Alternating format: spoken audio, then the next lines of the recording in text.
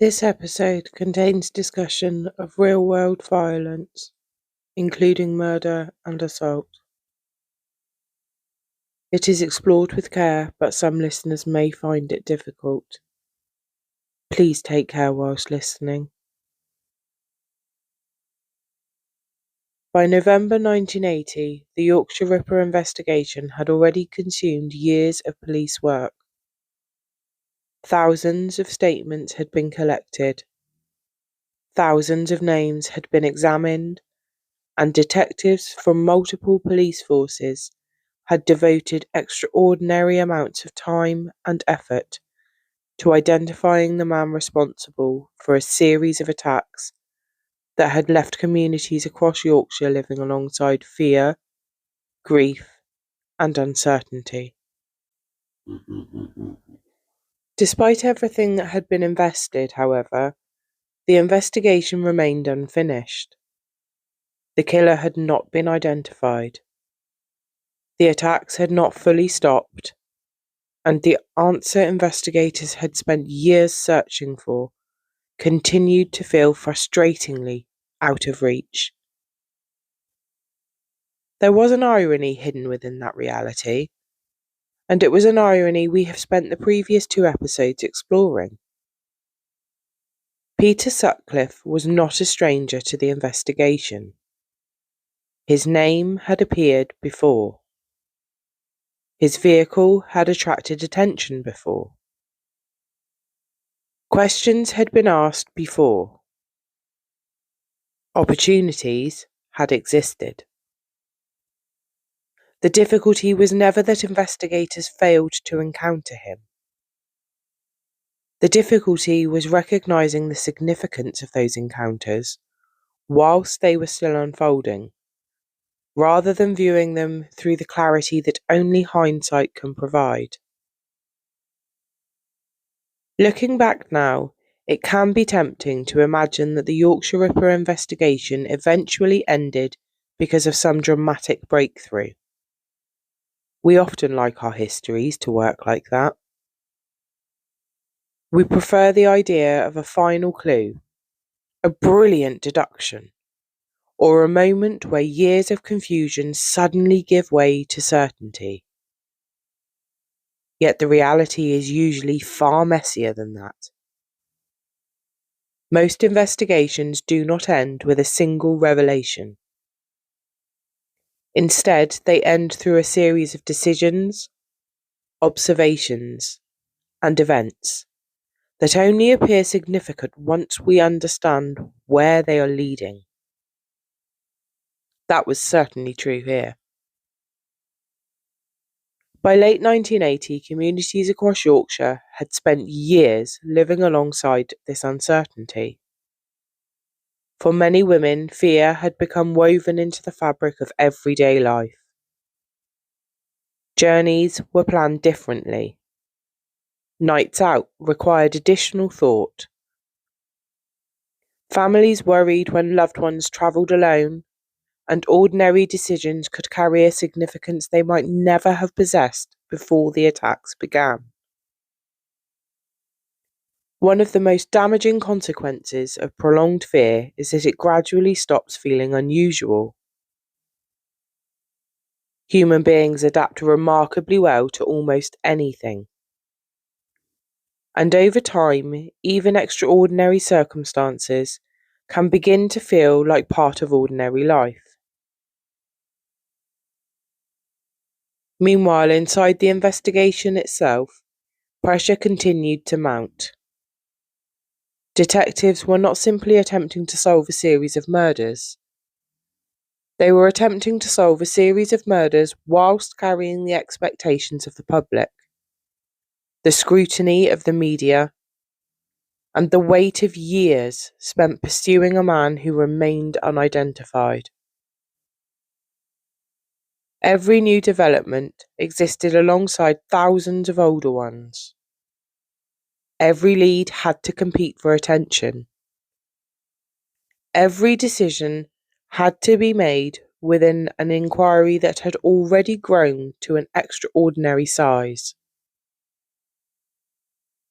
Psychologically, that kind of environment creates its own challenges. As human beings, we naturally seek conclusion. We want uncertainty to end. We want events to make sense. We want the pieces to fit together. Yet by the autumn of 1980, certainty remained elusive. The investigation had produced vast quantities of information. But information alone does not automatically create understanding. It still needed to be interpreted. It still needed to be organised. It still needed to be transformed into a coherent picture of the man the investigators believed that they were searching for. What nobody knew was that events were already beginning to unfold that would finally bring investigators face to face with the man that they had spent years trying to identify. The moment did not begin with a major breakthrough. It did not begin with a confession. It did not begin with an elaborate operation or a dramatic piece of detective work. Instead, it began on an ordinary evening in Sheffield. And like so many moments that eventually become history, it seemed entirely unremarkable at the time. Welcome. It's a pleasure to have your company. I'm Jenny. I love history and I am fascinated by the moments where human psychology collides with it in the worst possible ways. This is Hidden Chronicles, Season 3, The Yorkshire Ripper, Episode 13, The Arrest.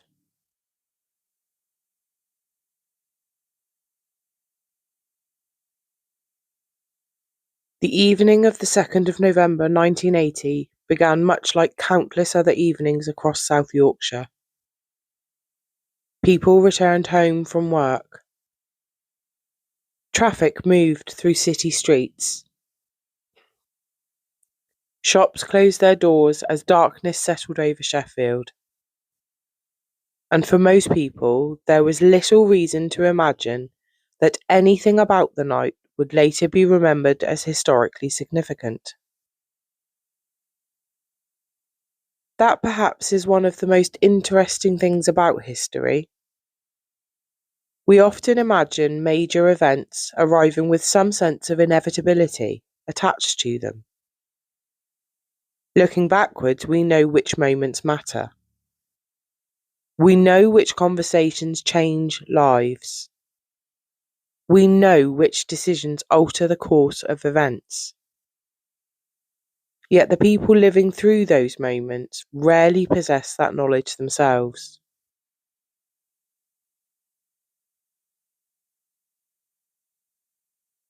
For police constables Robert Ring and Bob Hydes, the evening was simply another shift.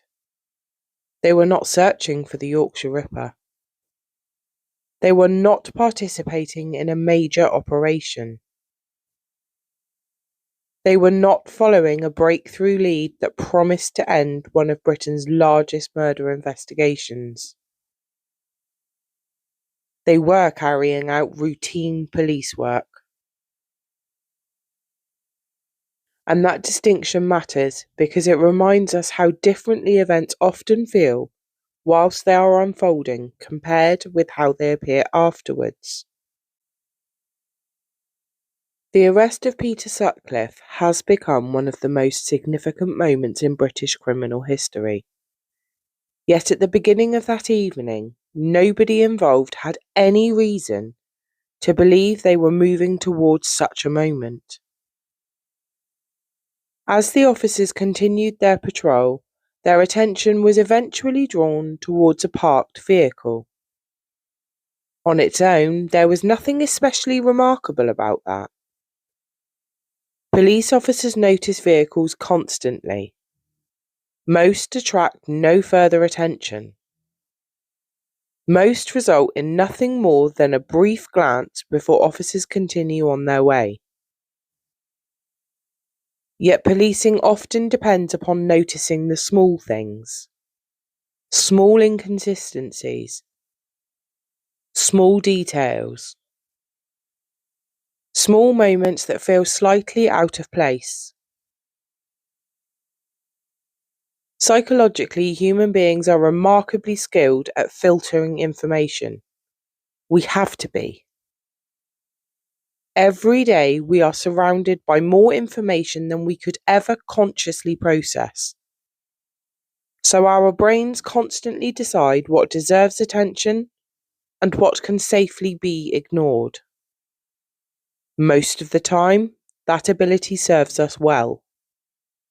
Without it, even ordinary life would become overwhelming. Occasionally, however, something cuts through that background noise. Something feels unusual, not necessarily alarming, not necessarily dramatic, just unusual enough to justify a closer look. And that was the stage events had reached on the evening of the 2nd of November 1980. The officers approached the vehicle, intending to make inquiries, expecting what would most likely be another routine interaction. Inside of the vehicle sat a man and a woman. The man was Peter Sutcliffe. The woman was 24-year-old Olivia Reevers.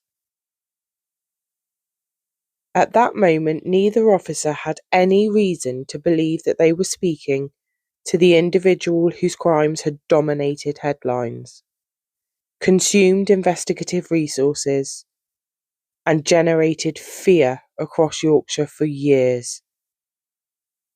To them, he was simply another member of the public, being spoken to during the course of an ordinary shift. Yet history can be extraordinarily deceptive in that way. Sometimes the most important moments arrive disguised as entirely ordinary ones.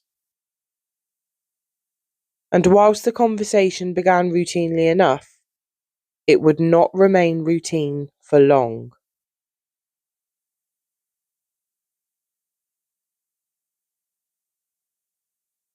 As the officers approached the vehicle, there was still nothing to suggest that this encounter would become anything more than a routine inquiry. Police officers speak to members of the public every day. Most conversations are forgotten almost as quickly as they occur. Most lead nowhere. Most become just another small part of an ordinary shift. This initially appeared no different.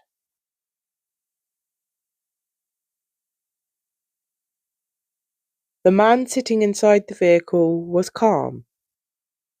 He answered questions. Nothing about the interaction immediately revealed the significance it would later assume. Had events unfolded slightly differently, it is entirely possible that the encounter would have become another forgotten conversation amongst thousands of others taking place across Britain that night. That possibility is worth pausing on for a moment. Looking backwards, it is tempting to imagine Peter Sutcliffe as somehow standing apart from everybody around him. We know what he had done. We know the fear that his crimes had created. We know the lives that had been destroyed. Yet one of the most unsettling aspects of many criminal investigations is that the ordinariness that often surrounds offenders whilst they remain unidentified. Psychologically, people frequently imagine dangerous individuals as somehow visible differently from everybody else. We expect obvious warning signs. We expect behaviour that immediately attracts attention. We expect the truth to reveal itself. Reality is rarely that accommodating. Many offenders move through ordinary life, appearing entirely unremarkable. They work, they socialise. They interact with neighbours, colleagues, and strangers. The image people carry of them often exists in complete contrast to the reality that eventually emerges. That disconnect can feel deeply uncomfortable because it challenges something most of us want to believe, that danger should be recognisable. Yet history repeatedly demonstrates that it often is not. For the officers standing beside the vehicle, Peter Sutcliffe was not the Yorkshire Ripper. He was, quite simply, the man sitting in front of them. Their attention remained focused upon the immediate circumstances of the encounter, rather than the history that we know sits behind it. As the conversation continued, however, questions began leading towards the vehicle itself. Routine checks were carried out. Information was examined.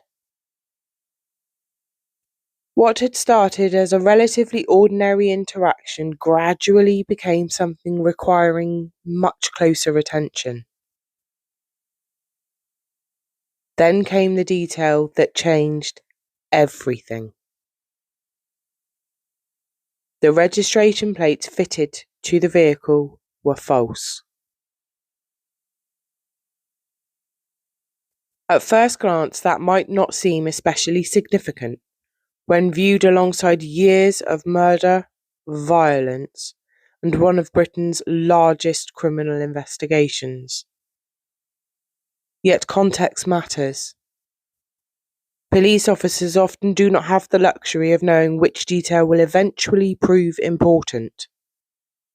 Their responsibility is to follow the information available to them in the moment. And in that moment, false registration plates mattered. They required explanation. They justified further inquiries. They transformed what had been a routine conversation into something that could no longer simply be dismissed. Psychologically, there is something fascinating about that shift. Human beings often imagine major events beginning with major discoveries. Yet many turning points begin with relatively small pieces of information that alter the way a situation is understood. The facts themselves may appear modest. The consequences, however, can be enormous. For Peter Sutcliffe, the discovery of the false plates created a problem he could not easily explain away. For the officers, it created a reason to keep looking. And sometimes, history changes because somebody decides to keep looking a little longer than they otherwise might have done. The discovery of the false registration plates transformed the encounter immediately. Only moments earlier, the officers had been conducting what appeared to be a routine inquiry. Now, they were dealing with an offence that required further action. Questions remained unanswered. Procedures had to be followed. What had initially seemed straightforward was becoming increasingly complicated. For Peter Sutcliffe, the situation had changed as well. The calm routine of the evening had been interrupted. The officers were no longer simply making inquiries before moving on.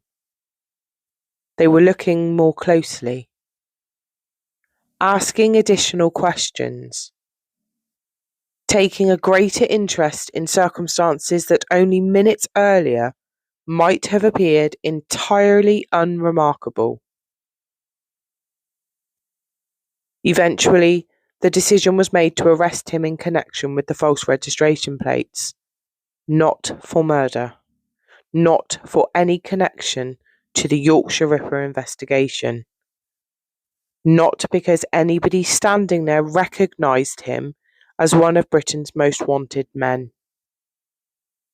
The handcuffs closed around the wrists of a man suspected of motoring offences. Nothing more. At least, that was how it appeared at the time. Looking back now, there is something almost surreal about that reality. For years, detectives had searched for the individual responsible for a series of attacks that had generated fear across Yorkshire and beyond. Vast investigative resources had been committed to identifying him. Thousands of names had been examined. Thousands of statements had been collected. Yet the moment Peter Sutcliffe finally lost his freedom had nothing to do with any of those things. It began because officers discovered false registration plates. History can be deeply ironic in that way. Psychologically, people often imagine that important outcomes emerge from equally important causes. We like the idea that major events are produced by major discoveries. It feels logical. It feels satisfying. Yet real life frequently operates very differently. Sometimes the events that change everything begin with details that appear surprisingly small when viewed in isolation. That does not make those details insignificant. Oh no, quite the opposite. It reminds us that significance is often something we recognise afterwards, rather than something we immediately understood in the moment. As Peter Sutcliffe was taken into custody, neither he nor the officers escorting him could fully appreciate what would follow. One side of that journey knew secrets that remained hidden for years. The other believed they were dealing with a suspect connected to a vehicle offence. For the moment, those two realities remained separate. But not for much longer. Because once Peter Sutcliffe arrived at the police station, routine inquiries would begin producing answers that neither side could comfortably ignore. And with every answer that emerged, the distance between suspect and offender would become increasingly difficult to maintain. When Peter Sutcliffe arrived at the police station, the atmosphere remained far removed from the dramatic scenes people often associate with major criminal investigations. There were no celebrations, no sudden breakthroughs, no sense that one of Britain's most extensive murder inquiries was about to reach a decisive turning point. As far as those processing him were concerned, they were dealing with a man arrested in connection with false registration plates. Nothing more, at least for the moment. That distinction matters, because history often creates the illusion that important moments are immediately recognised as important. If we look back, we can see exactly who Peter Sutcliffe was. We know what investigators would eventually discover. We know the significance of the name written onto forms and entered into records that evening. The people living through those moments possessed no such certainty. Instead, they were moving through a process. A series of checks. A series of questions. A series of routine inquiries that had been carried out thousands of times before. Psychologically, there is something deeply human about that. We often imagine truth arriving dramatically, almost demanding to be recognized. Yet in reality, truth frequently emerges gradually. It reveals itself piece by piece, forcing people to reconsider assumptions they previously felt comfortable holding. For years, investigators had searched for the Yorkshire Ripper amongst thousands of names. Thousands of men had been spoken to, assessed, or considered in one way or another. Most had ultimately proven unrelated to the investigation. Most became little more than entries within an enormous body of information. Initially, there was little reason to assume Peter Sutcliffe would be any different.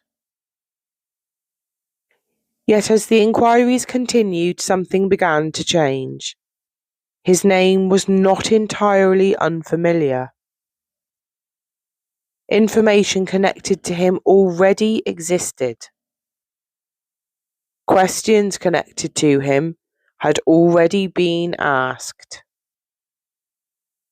For years, those details had remained scattered across an investigation so large that recognizing their collective significance had proven extraordinarily difficult. Now, however, circumstances were forcing people to look at the information again. And when human beings revisit information, something interesting often happens. The facts themselves do not change. The names do not change. The documents do not change.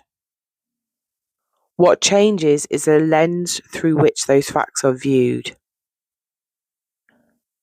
A detail that once appeared unremarkable can suddenly feel significant. A connection that once seemed weak can begin attracting attention. Information that previously sat quietly in the background can move towards the center of the picture. That process was beginning now. Not dramatically, not all at once, but steadily enough to create a growing sense that the man sitting inside the station might not simply be another suspect connected to a vehicle offence. There was no single moment when everybody suddenly reached the same conclusion. Instead, suspicion began accumulating. Questions generated further questions. Checks generated further checks.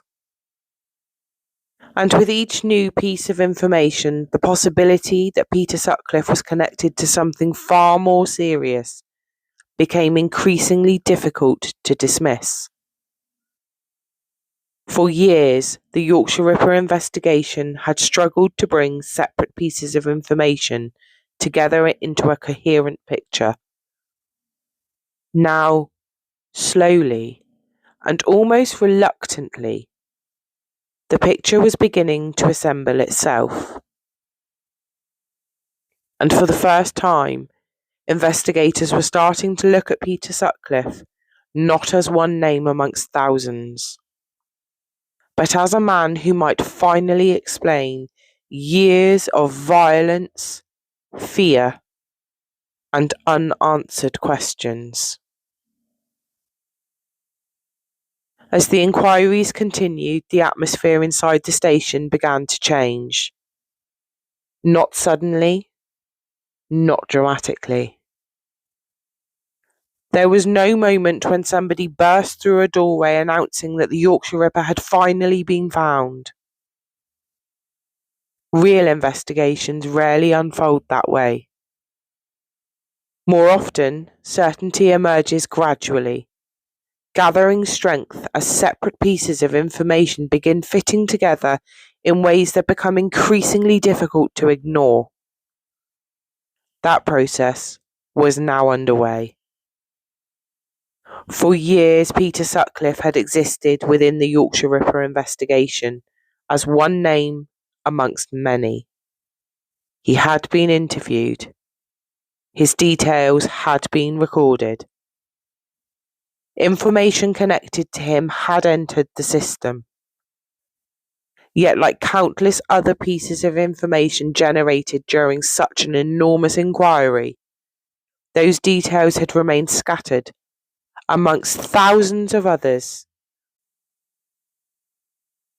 Now, investigators were looking again, and looking differently. Psychologically, for me, this is one of the most fascinating aspects of the case. In previous episodes, we have explored how expectations can shape what people notice.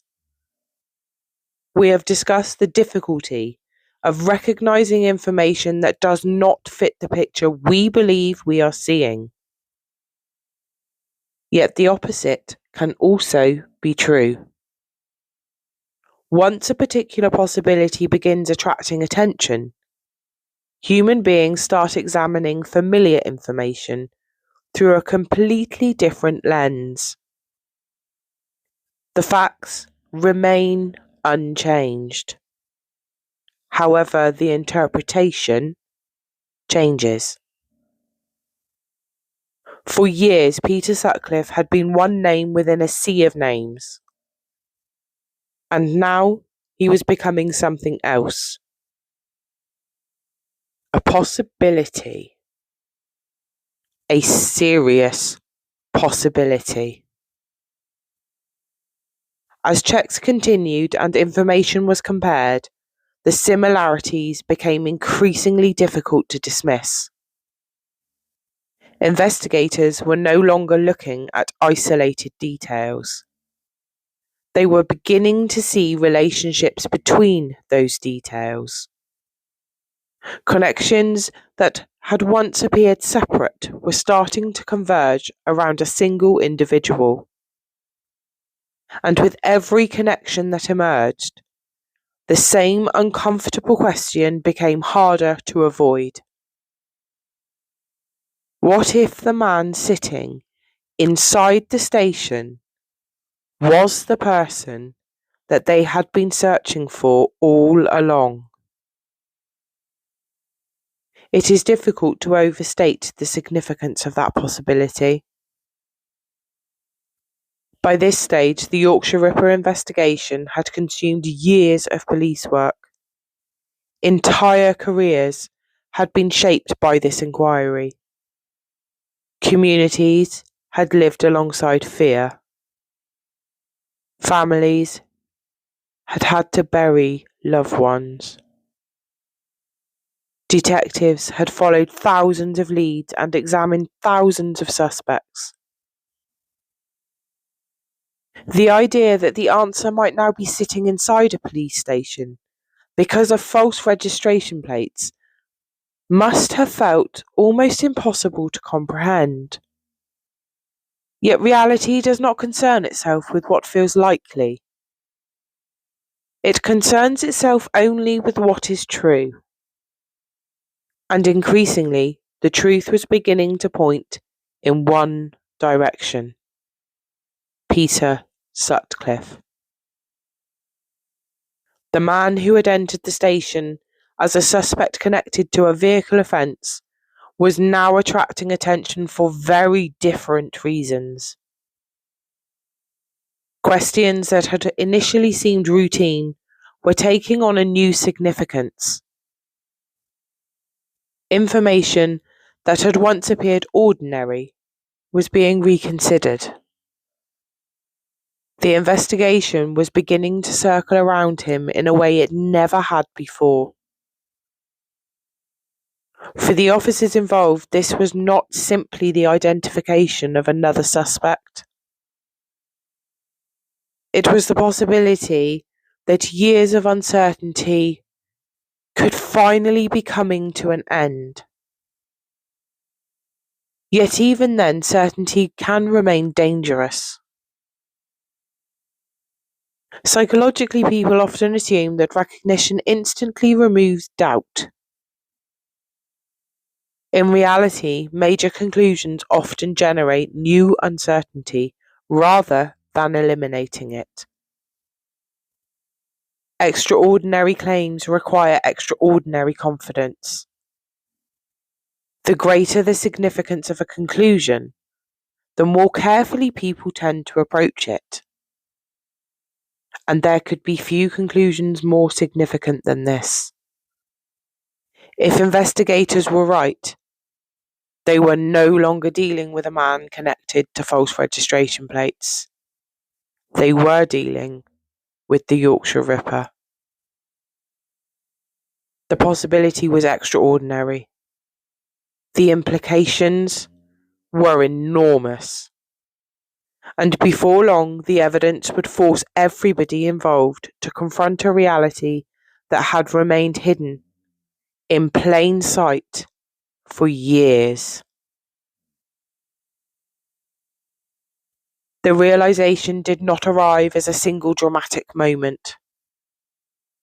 There was no cinematic scene in which years of uncertainty suddenly disappeared and everybody immediately understood exactly what had happened. Instead, the truth emerged the way it so often does in real, everyday life. Gradually. Reluctantly. One piece at a time.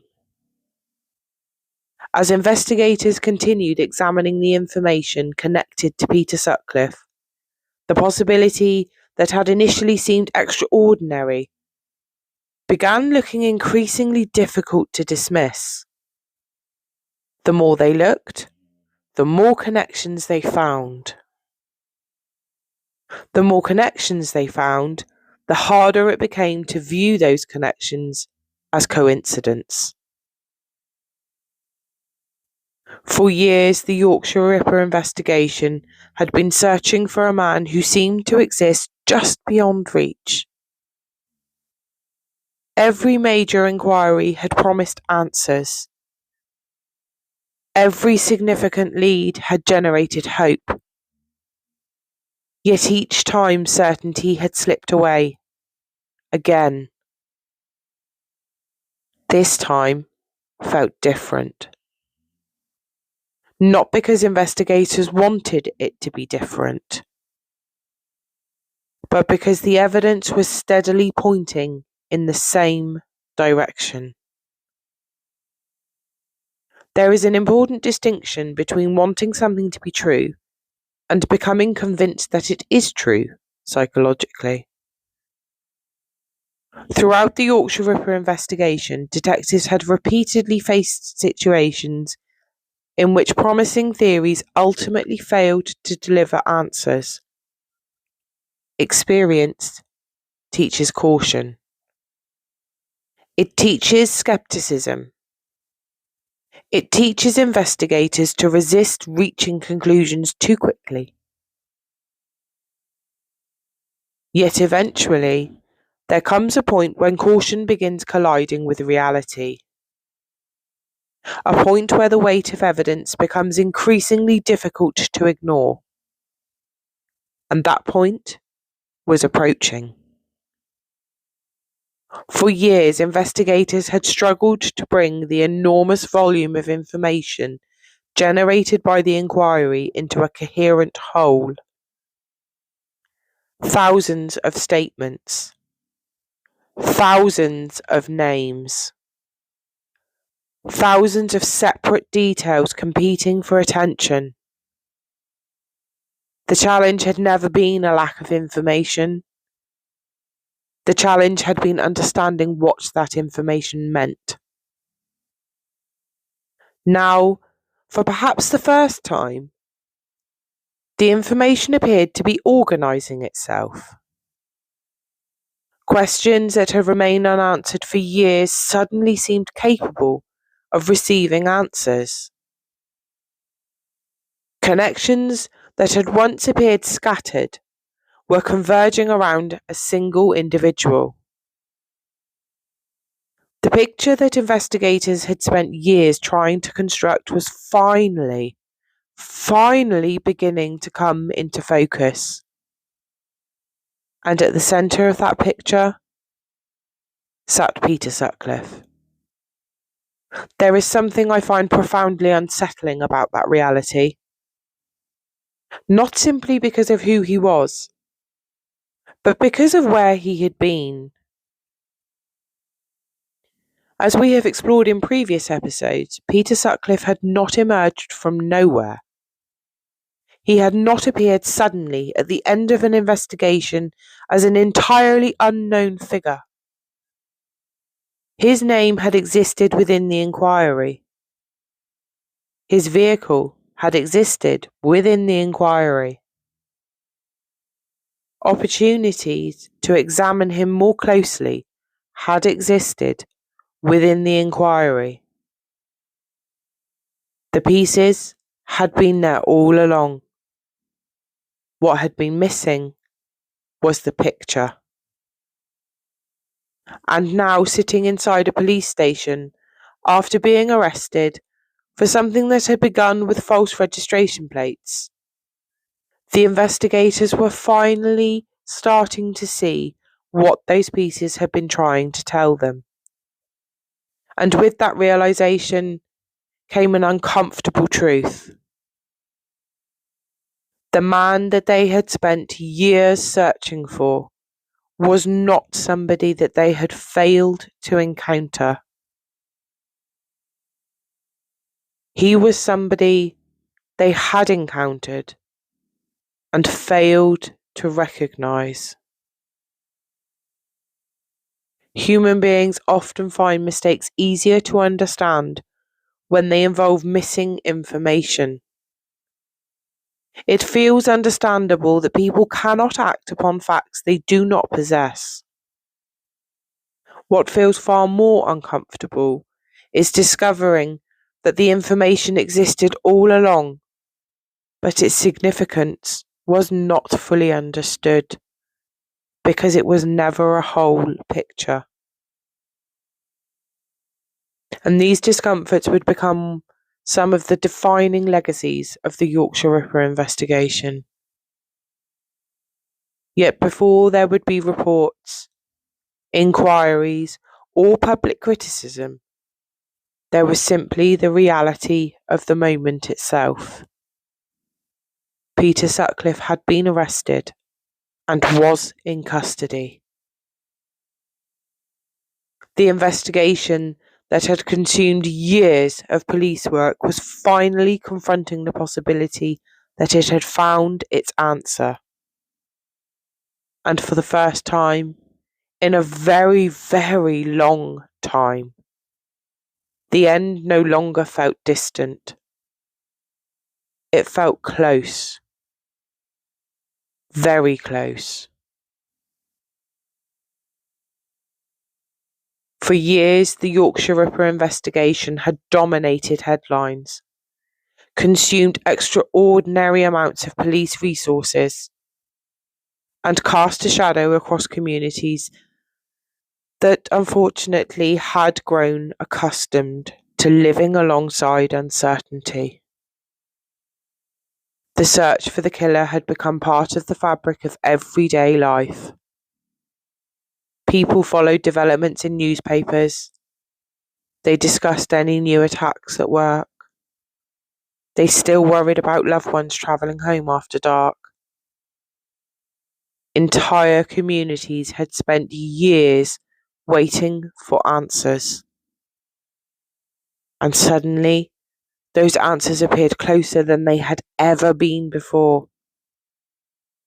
Yet even at moments like this, reality remains complicated.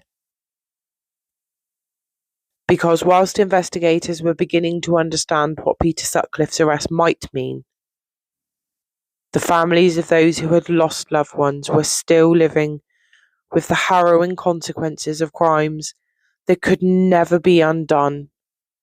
No arrest could restore the lives that had been taken.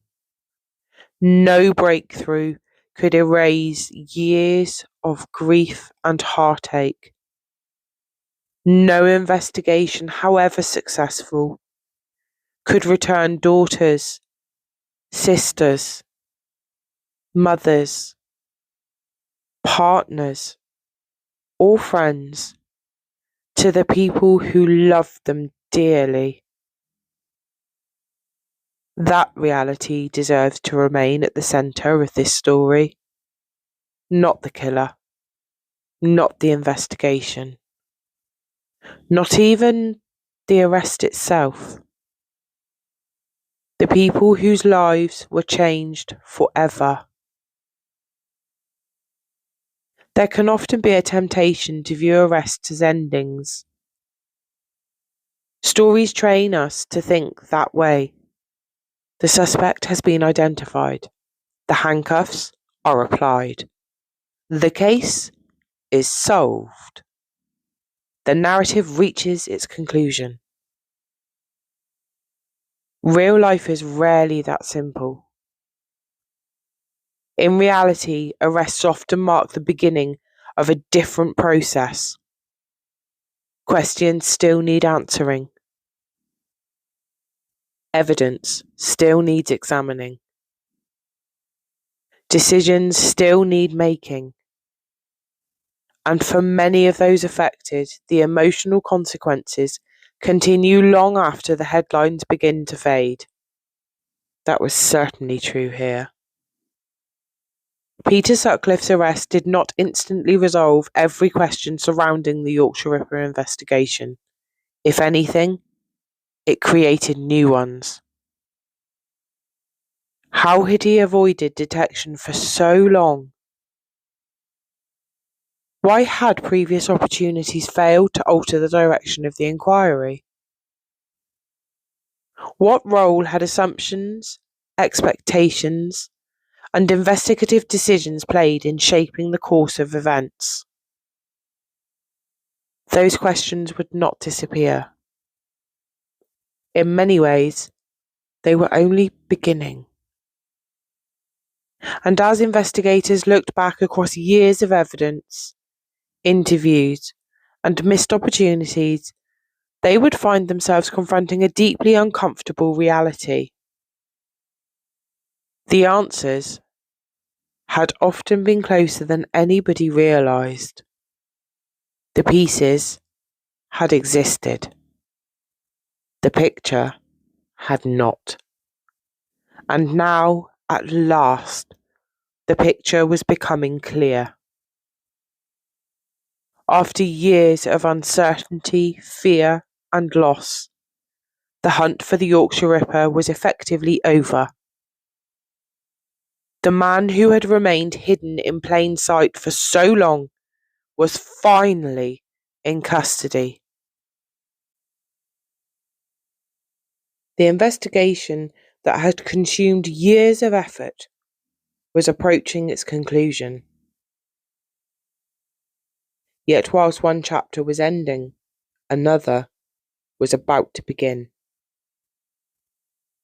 Because arresting Peter Sutcliffe and understanding Peter Sutcliffe were not the same thing.